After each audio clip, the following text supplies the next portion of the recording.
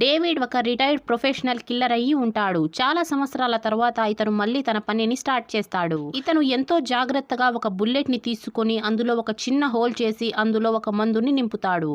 ఆ తర్వాత ఇతను తన రైఫిల్ ని రెడీ చేసుకుంటాడు. ఆ తర్వాత ఇతను సైలెన్సర్ ని రెడీ చేయడానికి ఒక షాప్ కి వెళ్లి స్టీల్ పైప్ మరియు గేర్లని తీసుకొని వాటిని ఎంతో జాగ్రత్తగా అసెంబుల్ చేసి సైలెన్సర్ ని రెడీ చేస్తాడు. ఆ తర్వాత ఇతను తన రైఫిల్ ని రెడీ చేసి జూలీ అనే ఒక మహిళకి చూపిస్తాడు.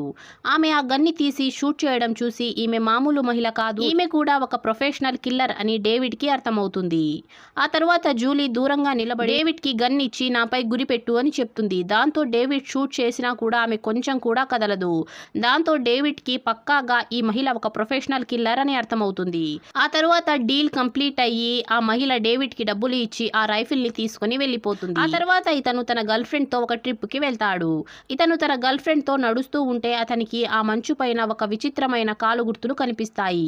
దాంతో ఇతను అలర్ట్ అయిపోతాడు. అప్పుడే అటాకర్స్ వచ్చి వీళ్ళపై అటాక్ చేయడంతో డేవిడ్ వాళ్ళని షూట్ చేసి చంపేస్తాడు. అప్పుడే ఇతనికి తన లొకేషన్ ని లీక్ చేసింది ఎవరో కాదు తన గర్ల్ ఫ్రెండే అని తెలుస్తుంది.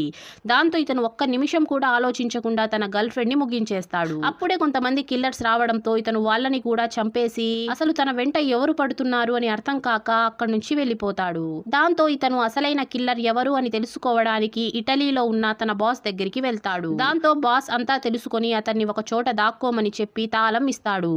దాంతో ఇతను ఆ ప్లేస్ కి వెళ్ళగానే అక్కడున్న వాళ్ళందరూ ఇతన్ని చాలా విచిత్రంగా చూస్తూ ఉంటారు. దాంతో డేవిడ్ కి తనని చంపడానికి తన బాసే ఆ కిల్లర్స్ ని పంపించాడేమో అని డౌట్ కూడా వచ్చేస్తుంది. ఆ తర్వాత ఏమవుతుందో తెలుసుకోవడానికి పార్ట్ 2 అని కామెంట్ చేయండి. వీడియో నచ్చినట్లయితే లైక్ చేసి ఛానల్ ని సబ్స్క్రైబ్ చేసుకోండి.